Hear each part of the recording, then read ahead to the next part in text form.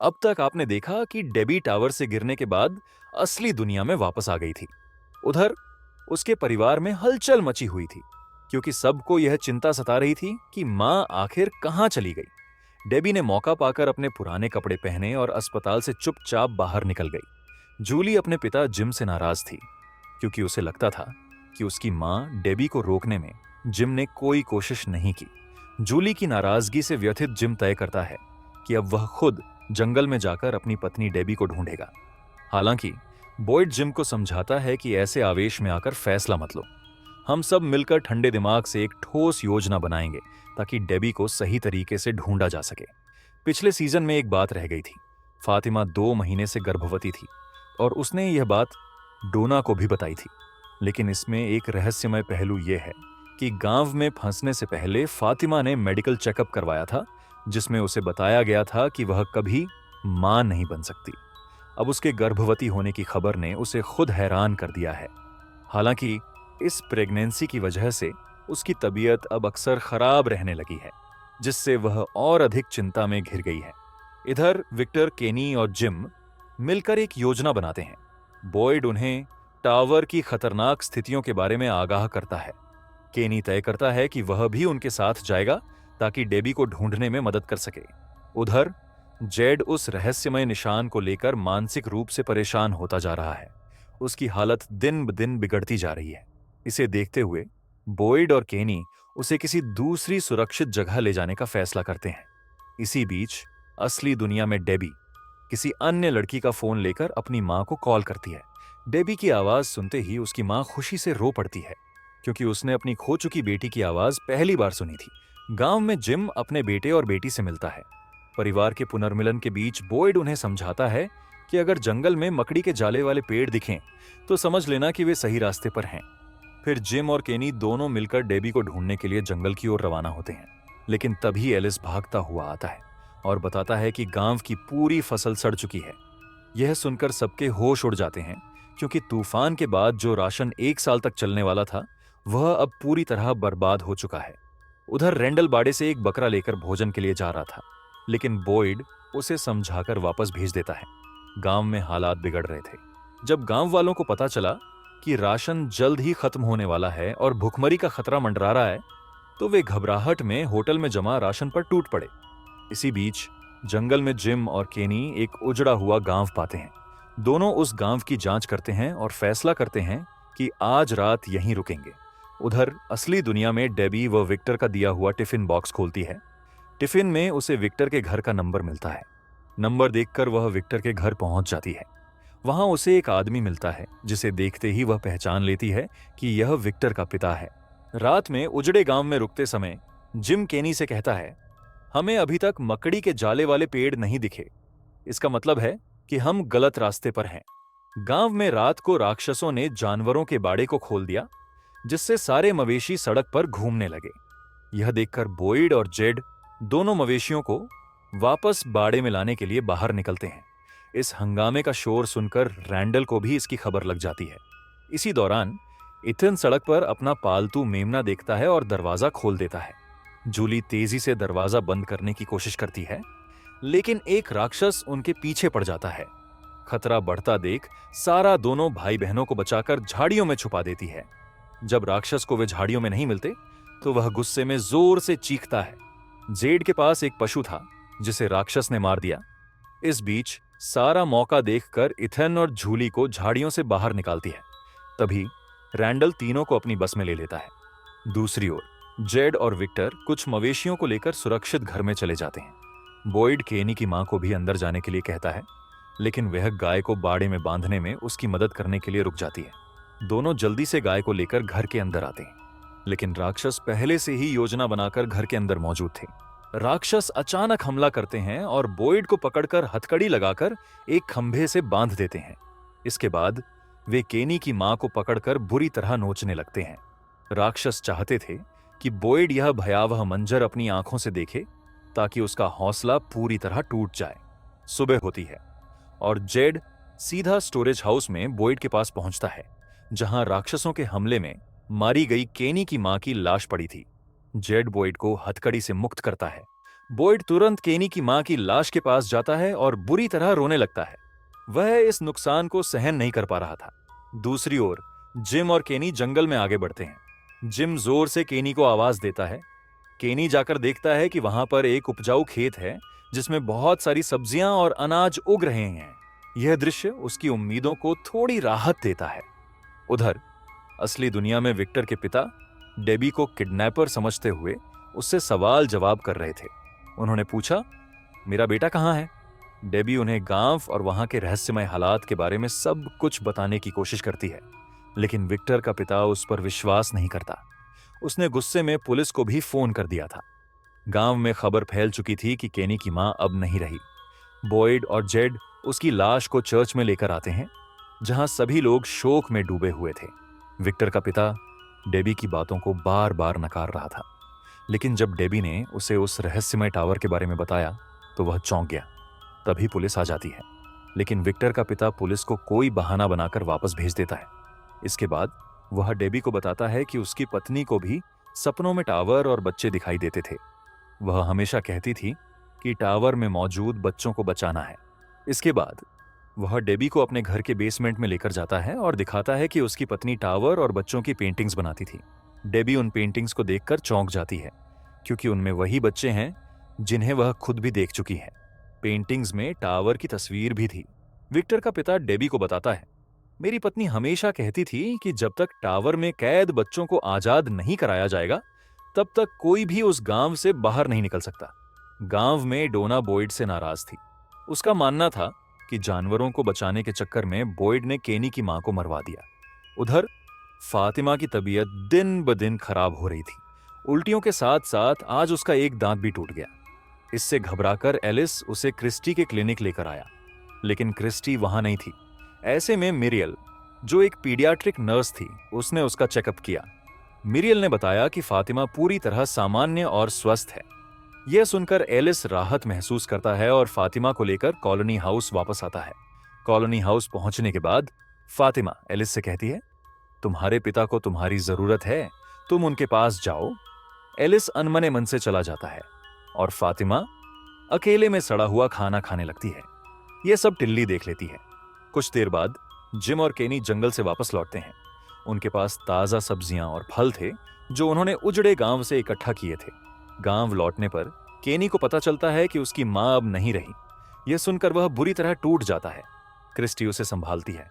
केनी क्रिस्टी से पूछता है, मां कहां है? क्रिस्टी जवाब देती है, वह चर्च में है। यह सुनकर केनी कहता है, जब भी पिताजी की याद आती है, मेरी आंखों के सामने उनका राक्षसों का खाया हुआ शरीर आता है, लेकिन मैं मां को इस तरह याद नहीं रखना चाहता। क्या तुम उन्हें पहले की तरह अच्छे से सजा सकती हो? क्रिस्टी कहती है, हाँ, मैं उन्हें अच्छे से सजा दूंगी। इसके बाद क्रिस्टी चर्च में जाकर केनी की मां की बॉडी के पास बैठती है। जेड पहले से ही वहां मौजूद था। क्रिस्टी उससे मदद मांगती है कि वह उन्हें अंतिम विदाई के लिए तैयार करने में मदद करे। जेड चुपचाप सहमति में सिर हिला देता है। कुछ देर बाद सारा वहां एक ड्रेस लेकर आती है और क्रिस्टी से कहती है, मैं उनके साथ होटल में सबके लिए खाना बनाती थी। यह ड्रेस उन्हें बहुत पसंद था। क्या तुम उन्हें यह ड्रेस पहना सकती हो? केनी अपनी मां की मौत से आहत ज्वलनशील तेल लेकर राक्षसों की गुफा में जाकर उन्हें खत्म करने की योजना बना रहा था। बॉयड उसे ऐसा करने से रोकने की कोशिश करता है, लेकिन केनी नहीं मानता। हालात को समझते हुए बॉयड तय करता है कि वह भी उसके साथ जाएगा। दोनों गुफा के पास पहुंचते हैं। गुफा के मुहाने पर बॉयड केनी से कहता है, हो सकता है कि हम यहां से वापस न लौट पाएं, लेकिन अगर तुम इसे करना चाहते हो तो मैं मरते दम तक तुम्हारा साथ दूंगा। यह सुनकर केनी भावुक हो जाता है और अपनी मां को याद करते हुए उसकी आंखें भर आती हैं। बॉयड कहता है, तुम्हारी मां बहुत बहादुर थी। उसने आखिरी पल तक अपनी पलकें तक नहीं झपकाई। केनी यह सुनकर टूट जाता है और फूट फूट कर रोने लगता है। बॉयड उसे कहता है, चलो वापस चलते हैं। वापस लौटने के बाद केनी चर्च में अपनी मां को देखता है। कुछ देर बाद गांव के सभी लोग चर्च में एकत्रित होते हैं और केनी की मां को अंतिम श्रद्धांजलि देते हैं। श्रद्धांजलि के बाद बॉयड चर्च से बाहर आता है और एलिस से कहता है, हमें उन राक्षसों में से एक को जिंदा पकड़ना होगा। इस बीच जिम अपने बच्चों से मिलता है, लेकिन इस बार जूली उससे बेहद नाराज थी। वह कहती है, जब थॉमस बड़ा भाई मरा तब आप पूरी तरह टूट गए थे। मैं केवल 15 साल की थी और मुझे इथन को अकेले संभालना पड़ा। लेकिन अब मैं और नहीं कर सकती। आपको खुद को संभालना होगा। जिम के घर का फोन अचानक बजता है। जब वह फोन उठाता है तो दूसरी तरफ से उसका मृत बेटा थॉमस उसे इथन और जूली के नाम से धमका रहा था। उधर बॉयड ने राक्षसों को पकड़ने की योजना बनाई थी, लेकिन एलिस इसका सख्त विरोध कर रहा था। जेड, केनी और क्रिस्टी कुछ और लोगों के साथ उजड़े हुए गांव में राशन लेने जाते हैं। वहां जेड फिर से अपने निशान को लेकर खो जाता है। विलियम इस पर नाराज होकर उसे टोकता है। इस पर जेड और विलियम की बहस हो जाती है और जेड वहां से जाने लगता है। रात होने वाली थी, इसीलिए क्रिस्टी उसे रोकने की कोशिश करती है, लेकिन तभी उसका पैर एक फंदे में फंस जाता है। जेड और विलियम तुरंत वुडू टावर की ओर भागते हैं, जहां से वे लोहे की 2 रॉड लेकर आते हैं। उनकी मदद से वे क्रिस्टी को सुरक्षित बाहर निकालते हैं। असल दुनिया में डेबी विक्टर के पिता के घर के बैकयार्ड में एक पेड़ दिखती है, जिसमें बोतलें लटकी हुई थीं। विक्टर का पिता कहता है, यह पेड़ मेरी पत्नी ने बनाया था। असली पेड़ टाउन के पार्क में है। तभी डेबी को घर में एक लॉकेट मिलता है, जिसे उसने कभी जिम के लिए बनाया था। लेकिन विक्टर का पिता कहता है, यह मेरी पत्नी ने मेरे लिए बनाया था। डेबी यह सुनकर चौंक जाती है। वह विक्टर के पिता के साथ उस असली बोतलों वाले पेड़ को देखने पार्क के लिए निकलती है। रास्ते में उसे पता चलता है कि जो लॉकेट उसने जेड के लिए बनाया था, वही लॉकेट विक्टर की मां ने भी बनाया था। अचानक उनकी गाड़ी का एक्सीडेंट हो जाता है। दोनों घायल हो जाते हैं। उन्हें अस्पताल ले जाने के लिए एम्बुलेंस आती है।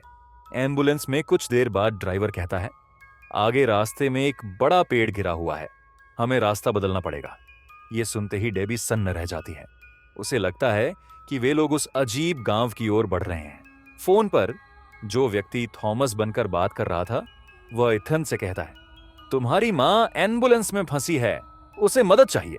जिम यह सुनते ही भड़क जाता है और गुस्से में फोन को तोड़ देता है। विक्टर कुछ सामान लेकर सारा के घर पहुंचता है। टिल्ली, जो पहले फातिमा को सड़ा हुआ खाना खाते हुए देख चुकी थी, उसके घर आती है। वह उसे समझाने की कोशिश करती है, मैं भी पहले प्रेगनेंसी में परेशान होकर अंडे के छिलके चाटती थी। तुम घबराओ मत, सब ठीक हो जाएगा। फातिमा पूछती है, क्या मेरा बच्चा ठीक है? टिल्ली अपने कार्ड वाले जादू के जरिए जवाब ढूंढने की कोशिश करती है। तभी खिड़की पर एक कौवा आकर टकराता है और कमरे के अंदर गिरकर छटपटाते हुए मर जाता है। रेंडल, जो बस में था, अब उन अजीब कीड़ों की आवाजें बार बार सुन रहा था। तभी बॉयड बस में आता है और कहता है, मैं आज रात यहां रुककर देखूंगा कि ये राक्षस क्या करते हैं। रेंडल अनमने मन से उसकी बात मान लेता है। डेबी उन्हें समझाने की कोशिश करती है, लेकिन वे उसकी बात नहीं मानते। भटकते भटकते रात हो जाती है और वे उसी राक्षसों के गांव में पहुंच जाते हैं। विक्टर सारा को बताता है कि यहां पहले कभी बर्फ नहीं पड़ी थी, चीजें बदल रही हैं और अब हमें बेसमेंट में रहना होगा। बेसमेंट में टेंट लगाते हुए वह सारा को अपनी पिछली कहानी सुनाता है। उसने बताया कि एक दिन जब वह बाहर आया तो हर जगह लाशें पड़ी थीं। वह सफेद कपड़ों वाले लड़के से भी मिला, जिसने उसे कहा कि मृतकों की चीजें इकट्ठा कर उन्हें एक साथ दफना दो ताकि उन्हें मुक्ति मिले। लेकिन विक्टर ने आज तक उनका सामान नहीं दफनाया। फिर विक्टर ने आगे बताया, जो पहले सभी को हंसाता था और उसके पास चेस्पर नाम का एक टेडी था, लेकिन जब उसे अजीब निशान दिखने लगे, उसने हंसाना बंद कर दिया। एक दिन चेस्पर ने क्रिस्टोफर को कुछ बताया, जिसके बाद चीजें और अजीब हो गईं। विक्टर मानता है कि अब जवाब चेस्पर ही दे सकता है। उधर उजड़े गांव में जेड, केनी और क्रिस्टी खाना लेने के बाद रात को वहीं रुकते हैं। इसी दौरान बस में रेंडल और बॉयड बात करते हैं कि राक्षस हर रात एक रूटीन से आते हैं, लेकिन आज अभी तक नहीं आए। तभी वे देखते हैं कि गांव में एक एम्बुलेंस आती है। बॉयड उन्हें रोकने की कोशिश करता है, लेकिन वे नहीं रुकते। एम्बुलेंस से डेबी उन्हें चेतावनी देती है, लेकिन कोई उसकी बात नहीं मानता। एम्बुलेंस से ऑफिसर सड़क पर पड़े व्यक्ति की मदद करने के लिए उतरते हैं, लेकिन वह राक्षस था जो उन पर हमला कर देता है। अकोस्टा इस घटना से डरकर कॉलोनी हाउस की ओर भागती है, लगातार गोलियां चलाती हुई। उसकी एक गोली कॉलोनी हाउस की खिड़की में खड़ी निक्की को लग जाती है। निक्की का इलाज किया जाता है, लेकिन वह बच नहीं पाती। उसकी मौत से डोना बेहद दुखी हो जाती है। जिम, रैंडल और बॉयड एम्बुलेंस में आते हैं। रैंडल टूल किट लाने जाता है, लेकिन लौटने पर कीड़े उस पर हमला कर देते हैं। इस दौरान एक राक्षस एम्बुलेंस की चाबी बॉयड को देता है और कहता है, सभी लोग नहीं बचेंगे। निक्की की मौत के बाद फातिमा उसकी लाश के पास जाती है और उसके खून को चाटने लगती है। बॉयड को अफसोस होता है कि उसने रैंडल को वहां छोड़ दिया। खिड़की से वह देखता है कि राक्षसों ने रैंडल को मारा नहीं बल्कि घायल करके छोड़ दिया है। रैंडल को कॉलोनी हाउस के अंदर लाया जाता है, लेकिन वह लगातार बॉयड पर चिल्ला रहा होता है, तुमने मुझे वहां छोड़ दिया, यह सब तुम्हारी वजह से हुआ है। सवेरा होते ही जेड, केनी और क्रिस्टी उजड़े हुए गांव से राशन लेकर लौटते हैं। इस बीच विक्टर टनल में जाने की तैयारी कर रहा होता है, क्योंकि वह राक्षसों की टनल से चेस्पर को वापस लाने का फैसला कर चुका है। विक्टर सारा के साथ कॉलोनी हाउस पहुंचता है, जहां डोना उसे बताती है कि उसके पिता भी यहां आ चुके हैं। यह सुनते ही विक्टर वहां से भाग जाता है। दूसरी ओर बॉयड क्लिनिक पहुंचता है और देखता है कि रैंडल दर्द से तड़प रहा है। डोना विक्टर के पिता को विक्टर के कमरे में ले जाती है। वहीं गांव की एक बैठक में डेबी सभी को बताती है कि उस रहस्यमयी पेड़ में जाने के बाद उसके साथ क्या क्या हुआ। यह सुनकर विलियम को विश्वास हो जाता है कि वह भी उस पेड़ के जरिए अपने घर लौट सकता है। इधर जूली और एल्जिन को पुराने सामान में से एक पुराना कैमरा मिलता है। विक्टर और सारा अलग अलग रास्तों पर चल रहे होते हैं, जबकि विक्टर के पिता और इथन भी अलग वॉकिंग कर रहे होते हैं। इस दौरान विक्टर की मुलाकात अचानक उसके पिता से हो जाती है। अपने पिता को देखकर विक्टर भावुक हो जाता है और रोने लगता है। फातिमा अपनी परेशानियों को लेकर एलिस से बात करती है। वह उसे बताती है कि वह कचरा खा रही है और उसे अपने होने वाले बच्चे की बहुत चिंता है। इस बीच जेड और डेबी बोतलों वाले पेड़ तक पहुंचते हैं। वे उन बोतलों में रखी पर्चियों पर लिखे गणित के अंकों का रहस्य जानने की कोशिश कर रहे होते हैं। तभी विलियम वहां आ जाता है और रहस्यमयी पेड़ में प्रवेश कर जाता है। गांव में अचानक शोर मच जाता है और बॉयड भागकर वहां पहुंचता है। वह देखता है कि पेड़ में प्रवेश करने के बाद विलियम एक दीवार के अंदर फंस गया है। कुछ ही देर में वह तड़प कर मर जाता है। इस घटना पर बॉयड सभी पर भड़क जाता है और कहता है, यही वजह है कि मैं तुम सबको उस पेड़ से दूर रहने के लिए कह रहा था। इस घटना से कॉलोनी हाउस के लोग सदमे में हैं। डोना एक और शख्स की मौत देखकर भावुक हो जाती है। जेड को यकीन था कि उन बोतलों की पर्चियों पर लिखे हुए नंबरों का कोई गहरा मतलब है। इधर विक्टर अपने पिता के साथ राक्षसों की गुफा में चेस्पर को लाने के लिए पहुंचता है। गुफा के भीतर थोड़ी देर भटकने के बाद उन्हें वहां बहुत सारा सामान मिलता है। वहीं चेस्पर भी मिल जाता है। विक्टर उसे अपने बैग में डाल लेता है। तभी एक राक्षस उसे चेतावनी देता है, अगर तुम बार बार यहां आए तो हम तुम्हें हमेशा के लिए यहीं रोक लेंगे। विक्टर और उसका पिता जल्दी से गुफा से भागकर उस ट्रक वाली लोकेशन पर पहुंच जाते हैं, जहां विक्टर अक्सर जाया करता है। इस बीच एम्बुलेंस से कुछ मेडिकल ट्रीटमेंट की मशीनें और दवाइयां मिलती हैं। उनमें एक अल्ट्रासाउंड मशीन भी होती है। सभी लोग फातिमा का अल्ट्रासाउंड करते हैं, लेकिन नतीजा चौंकाने वाला होता है। उसके पेट में बच्चा नहीं था। यह देखकर फातिमा घबरा जाती है। वहीं क्लिनिक में रैंडल के चेहरे पर कई टांके आए हुए हैं। दूसरी ओर एल्जिन पुराने कैमरे से सबकी तस्वीरें खींचने की कोशिश करता है ताकि माहौल थोड़ा खुशनुमा हो सके। उधर डेबी को बार बार वही बच्चे दिखाई देने लगते हैं जो रहस्यमयी ढंग से अनकुई अनकुई बोल रहे थे। इस वजह से वह बेचैन हो जाती है। बाद में डेबी जेड के पास जाती है और उन नंबरों का राज सुलझाने में उसकी मदद करने की कोशिश करती है। अब डेबी, जेड और क्रिस्टी मिलकर बहुत मेहनत करते हैं, लेकिन उन्हें कुछ भी समझ में नहीं आता। तभी डेबी को अपना बचपन का सपना याद आता है। उसने अक्सर सपने में 3 लाल पत्थर देखे थे। यह बात उसे कुछ संकेत देती है। दूसरी ओर रैंडल इस बात से दुखी है कि सभी लोग अपने अपने घरों में रहते हैं, जबकि उसे राक्षसों के बीच बस में अकेले रहना पड़ता है। उसकी हालत देखकर मिरियल उसे क्लिनिक में रहने की इजाजत दे देती है। इस बीच एल्जिन को वह रहस्यमयी औरत फिर से दिखाई देती है। इस बार वह कहती है, मेरी मदद करो, मैं तुम सबको यहां से घर भेज सकती हूं। विक्टर पूरी रात चेस्पर से पूछता रहा कि उसने उस दिन क्रिस्टोफर से क्या कहा था। उसके पिता उसे समझाने की कोशिश करते हैं कि चेस्पर सिर्फ एक खिलौना है और वह किसी से बात नहीं कर सकता। लेकिन विक्टर, जो बचपन से इस जगह पर अकेला पला बढ़ा है, अपने मासूम और जिद्दी स्वभाव के कारण इसे मानने को तैयार नहीं होता। वह बार बार कहता है कि चेस्पर को उसे सच बताना ही होगा। आखिरकार वह चेस्पर को लेकर सारा के पास पहुंच जाता है। इधर एल्जियन रूट सेलर में कई बंद दरवाजों को पार करके एक खुफिया कमरे तक पहुंचता है। वहां उसे वही रहस्यमयी महिला फिर से दिखाई देती है जो उसे पहले भी दिख चुकी है। दूसरी ओर डेबी, जिम, जेड और ईथन उस उजड़े हुए गांव में पहुंचते हैं जहां उन्हें 3 लाल पत्थर मिलते हैं। ये पक्का हो जाता है कि डेबी को बचपन में जो सपने आते थे वो इसी जगह के थे। इस बीच फातिमा की हालत दिन ब दिन खराब होती जा रही है। इससे परेशान होकर एलिस क्रिस्टी की क्लिनिक में जाकर हैवी डोज की दवाइयां चुराने की कोशिश करता है।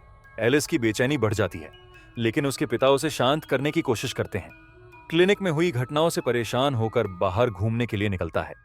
जूली भी उसके साथ हो जाती है। दोनों गाड़ी में घूमते घूमते जंगल के पास पहुंच जाते हैं।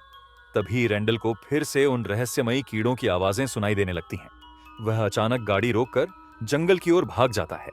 जूली उसके पीछे जाती है और उसे ढूंढते ढूंढते दोनों एक खंडहर तक पहुंच जाते हैं। यह जगह उन्हें कहीं न कहीं जानी पहचानी लगती है। दूसरी ओर फातिमा, जो अपनी स्थिति से पूरी तरह बेकाबू हो चुकी है, सड़ा हुआ कचरा खाने लगती है।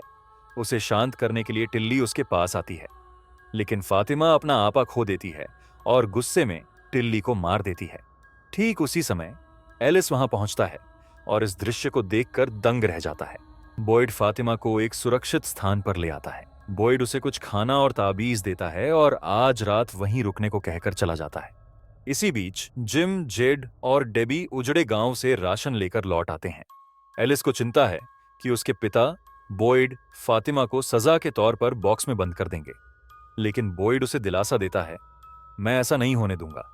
तुम उसका जरूरी सामान इकट्ठा करो और मैं यह देखता हूं कि किसी को पता न चले। उधर डोना को सारा पर शक है। वह कहती है, अगर जल्दी से खूनी का पता नहीं चला तो सारा ही फंसेगी। वहीं विक्टर उस रहस्यमयी खिलौने से जुड़े राज को जानने की कोशिश में सारा को परेशान करता रहता है। परेशान सारा डेबी और जिम के पास जाकर विक्टर की स्थिति के बारे में बताती है। डेबी विक्टर से मिलने जाती है, लेकिन विक्टर उस पर भी दबाव डालता है कि वह उस खिलौने के जरिए राज जानने में मदद करे। तभी अचानक विक्टर को सब कुछ याद आ जाता है। वह बताता है, उस दिन चेस्पर नहीं बल्कि सफेद कपड़ों वाले लड़के ने क्रिस्टोफर को सब कुछ बताया था। विक्टर आगे बताता है, सफेद कपड़ों वाले लड़के ने क्रिस्टोफर से कहा था कि यह सब बच्चों से शुरू हुआ था। वे बच्चे अंधेरे में पैदा हुए थे और उनकी हत्या भी अंधेरे में हुई। जादुई पेड़ उनकी उम्मीदों से उगा और बड़ा हुआ। उसने क्रिस्टोफर से कहा कि बच्चों को बचाने के लिए उसे उस पेड़ में जाना होगा, लेकिन क्रिस्टोफर ने मना कर दिया। मैं ये सब सुन रहा था और मैंने अपनी माँ को बताया। इस वजह से मेरी माँ उस पेड़ में चली गई और फिर कभी वापस नहीं लौटी। एलिस फातिमा के पास जाता है और उसे उसका जरूरी सामान देकर लौट आता है। इस बीच एल्जियन उस रहस्यमयी औरत के वश में आकर अपना रक्त इकट्ठा करने लगता है। उधर जूली और इथन खंडहर वाली जगह पर पहुंचते हैं। तभी खंडहर पक्के मकान में बदल जाते हैं। खंडहर में एक बूढ़ा आदमी जूली को गड्ढे में रस्सी फेंकने के लिए कहता है। जूली रस्सी फेंकती है और हमें पता चलता है कि जब बॉयड रस्सी पकड़कर ऊपर आया था तब वह रस्सी जूली ने ही फेंकी थी। इथन तुरंत गांव भागकर केनी और अकोस्टा को लाता है। वे जूली को संभालते हैं और थोड़ी देर में उसे होश आ जाता है। जब एलिस और बॉयड फातिमा के पास आते हैं तो वे देखते हैं कि वह वहां नहीं है। दरअसल एल्जियन ने उसे बहला फुसलाकर रूट सेलर में ले गया था। फातिमा उससे कहती है, तुम ये सब क्यों कर रहे हो? मेरे पेट में कोई बच्चा नहीं है। एल्जियन जवाब देता है, बच्चा है पर वह तुम्हारा नहीं है। यह सुनकर फातिमा चौंक जाती है और वहां से भागने की कोशिश करती है, लेकिन एल्जियन उसे जाने नहीं देता। एलिस और बॉयड जंगल में फातिमा को खोजने के लिए बेचैन थे। वहीं दूसरी ओर रूट सेलर में एल्जियन ने फातिमा को अपना खून पीने के लिए मजबूर किया। फातिमा ने पहले इसे अस्वीकार कर दिया, लेकिन बाद में उसे वह स्वादिष्ट लगा। गांव में जूली को सामान्य उपचार के बाद ठीक कर लिया गया। हालांकि फातिमा के गुम होने से एलिस और बॉयड परेशान थे। इसी बीच सारा उनके पास आई और बताया, मैंने फिर से उन आवाजों को सुना। वे कह रहे थे कि तुम फातिमा को नहीं ढूंढ पाओगे। वे बार बार चेतावनी दे रहे हैं कि तुम उसे बचा नहीं सकते। इसके बाद गांव के सभी लोग एकजुट होकर फातिमा को ढूंढने निकल पड़े। वहीं विक्टर जंगल में उस रहस्यमयी बोतल वाले पेड़ को कुल्हाड़ी से काटने की कोशिश कर रहा था। तभी सफेद कपड़ों में एक रहस्यमयी लड़का वहां आया और उसे रोक दिया। उधर फातिमा को ढूंढने के दौरान एल्जियन भी एलिस के साथ था। उसने उसे शांत करने की कोशिश करते हुए कहा, हो सकता है फातिमा ठीक हो, हमें ज्यादा चिंता नहीं करनी चाहिए।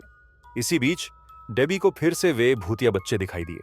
वे उसकी मदद करने लगे और उसे उस अंडरग्राउंड स्थान तक ले गए जहां फातिमा कैद थी। लेकिन वहां एक डरावनी औरत, जो केवल एल्जियन को दिखाई देती थी, फातिमा का मुंह बंद कर चुकी थी। उस जगह पर विक्टर पहले से ही मौजूद था। वह बेहद घबराया और डरा हुआ था। जैसे ही डेबी ने विक्टर को गले लगाया, उसे अचानक कुछ दृश्य दिखाई देने लगे। उसने देखा कि विक्टर की मां उस बोतल वाले पेड़ की ओर गई थी, लेकिन वहां वह राक्षस उसे खा गया। इस दृश्य को देखकर डेबी जोर जोर से रोने लगी। एलिस तेजी से भागते हुए आता है और बॉयड और केनी को बताता है कि शायद एल्जन को फातिमा के ठिकाने के बारे में पता हो सकता है। दूसरी ओर फातिमा की स्थिति असामान्य होती जा रही है। सिर्फ 4 महीनों में उसका पेट 9 महीने का प्रतीत होने लगा है। एल्जियन को कॉलोनी हाउस के एक कमरे में ले जाया जाता है, जहां उससे पूछताछ की जाती है। वह दावा करता है कि एक फरिश्ते ने उसे ऐसा करने को कहा है और उसने उसे चुप रहने का आदेश भी दिया है। सारा उसे समझाने की कोशिश करती है। वह बताती है कि उसने भी ऐसी ही आवाजें सुनी थीं, जिनके प्रभाव में उसने अपने भाई की हत्या कर दी, लेकिन उसे इसका कोई लाभ नहीं मिला। एल्जियन उनकी बातों को अनसुना करते हुए कहता है कि सब कुछ ठीक हो जाएगा। वह दावा करता है कि जैसे ही बच्चा पैदा होगा, हर समस्या का समाधान हो जाएगा और वे सभी अपने घर लौट सकेंगे। इसके साथ ही वह जोर देकर कहता है कि उन्हें फातिमा की स्थिति को समझने के लिए उसका पेट देखना चाहिए।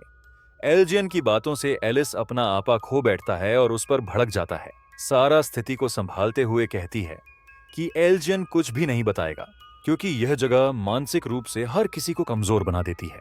इसके बाद बॉयड एक हथियार लेकर आता है और एल्जियन को टॉर्चर करने की कोशिश करता है। ठीक उसी समय ऑफिसर अकोस्टा वहां पहुंच जाती है। बॉयड उसे स्थिति समझाने के लिए नीचे जाता है। इस बीच पीछे से सारा एल्जियन की आंख फोड़ देती है। दर्द से चीखते हुए एल्जियन आखिरकार स्वीकार करता है कि फातिमा रूट सेलर में है। उधर रूट सेलर में फातिमा बच्चे की डिलीवरी के लिए पूरी तरह तैयार थी। इस बीच जेड और डेबी के बीच एक अजीब समानता थी। वे दोनों उन बच्चों को देख सकते थे जो बार बार अनकुई अनकुई कहते थे। जेड को अब समझ आ चुका था कि जो निशान उसे दिखता था, वह वास्तव में उन बच्चों की उम्मीदों से बने पेड़ की जड़ों का था। जिस रहस्यमय निशान को लेकर वह अब तक परेशान था, उसका राज जानकर वह शांत हो गया। दूसरी ओर रैंडल के कानों में उन कीड़ों की आवाजें बेहद तेज गूंज रही थीं। बेचैनी के चलते वह जल्दी से क्लिनिक की ओर भागा और इससे पहले कि वह अपने सिर में इलेक्ट्रिक शॉक लगाता, मिरियल ने समय पर पहुंचकर उसे रोक लिया। इस बीच विक्टर अपने पिता को उस जगह लेकर गया जहां उसने अपनी मां और बहन को दफन किया था। विक्टर द्वारा बनाई गई ट्रक वाली जगह में जिम, जेड और डेबी मिलकर उन रहस्यमयी नंबरों का सच जानने की कोशिश कर रहे थे। जेड ने बताया कि उसने हर संभव तरीके से इन नंबरों के रहस्य को समझने की कोशिश की, लेकिन उसे कुछ भी पता नहीं चला। तभी जिम ने सुझाव दिया, क्या तुमने संगीत के 12 सुर आजमाए? यह सुनकर जेड का चेहरा खुशी से खिल उठा। डेबी और जेड तुरंत विक्टर का वायलिन लेने के लिए रवाना हो गए। वायलिन लेकर दोनों वापस आए और उन नंबरों के आधार पर एक धुन तैयार करने लगे। जेड उन नंबरों के द्वारा एक धुन बनाने लगता है। इस दौरान जिम भी वहां पहुंच गया। जेड उस जादुई पेड़ के पास जाकर विक्टर के वायलिन से वही धुन बजाने लगता है। उधर बॉयड, केनी और एलिस रूट सेलर की ओर बढ़ते हैं, जहां डरावनी महिला उसकी डिलीवरी करवा रही थी। फातिमा का बच्चा जन्म लेता है और वह औरत बच्चा अपने साथ ले जाती है। बॉयड उसे रोकने की कोशिश में उसके पीछे जाता है। केनी और एलिस फातिमा को संभालने में लग जाते हैं। इस बीच जेड और डेबी उस वायलिन की धुन बजाते रहते हैं। धुन सुनकर सभी बच्चे वहां इकट्ठा हो जाते हैं। अजीब बात यह होती है कि जेड और डेबी को तो बच्चे दिखते हैं, पर जिम को नहीं। उधर वह डरावनी महिला राक्षसों के समूह के बीच पहुंचती है और उस भ्रूण को जमीन पर रख देती है। फातिमा इस बीच केनी और एलिस को बताती है कि ये राक्षस अमर होने के लिए अपने ही बच्चों की बलि देते हैं। बॉयड देखता है कि उस भ्रूण में तेजी से परिवर्तन होने लगता है और कुछ ही पलों में वह बड़ा होकर उसी राक्षस में बदल जाता है जिसे उसने पहले मारा था। इस दौरान बच्चों में से एक बच्चा डेबी के पास आता है और उसे अनकुई कहकर पुकारता है। यह शब्द सुनते ही डेबी को कुछ बेहद अजीब और गहरा एहसास होता है। वह तुरंत रोने लगती है और वहां से भाग जाती है। जिम उसके पीछे पीछे जाता है और उसे रोककर पूछता है क्या हुआ है, कुछ तो बताओ। डेबी जिम को सच्चाई बताने लगती है। वह कहती है, अब मुझे समझ आ गया है कि मुझे और जेड को वे बच्चे क्यों दिखाई देते हैं। जेड और मैं पहले भी यहां आ चुके हैं। मैं ही विक्टर की मां थी और जेड क्रिस्टोफर था। हम बार बार यहां आए क्योंकि हर बार हम असफल रहे। डेबी आगे बताती है, जेड और मैंने उन बच्चों को बचाने की कोशिश की थी। उन बच्चों में से एक हमारी अपनी बेटी थी, लेकिन हर बार हम हारते चले गए। इसीलिए यह सिलसिला बार बार दोहराया जा रहा है। यह कहते हुए उसकी आंखों में आंसू भर आते हैं। वह जिम से अनुरोध करती है, कृपया मुझे थोड़ी देर के लिए अकेला छोड़ दो। जिम उदास होकर वहां से चला जाता है। रास्ते में जूली उसे ढूंढते हुए आती है। तभी एक रहस्यमय व्यक्ति पीले कोट पैंट में प्रकट होता है। वह जिम को देखकर मुस्कुराते हुए कहता है, जेड ने संगीत बहुत अच्छा बजाया, लेकिन तुम्हारी पत्नी को वह सब नहीं करना चाहिए था। इससे पहले कि जिम कुछ समझ पाता, वह व्यक्ति अचानक उसका गला फाड़ देता है और इसी के साथ तीसरा सीजन समाप्त हो जाता है। चौथा सीजन अभी नहीं आया है। जैसे ही वह रिलीज होगा, मैं उसकी व्याख्या भी आपके लिए तैयार कर दूंगा। अगर आप किसी अन्य वेब सीरीज की व्याख्या चाहते हैं तो नीचे कमेंट सेक्शन में उसका नाम बताएं। मैं उसे आपके लिए जरूर तैयार करूंगा। तब तक इस वीडियो को लाइक करें और चैनल को सब्सक्राइब करना न भूलें।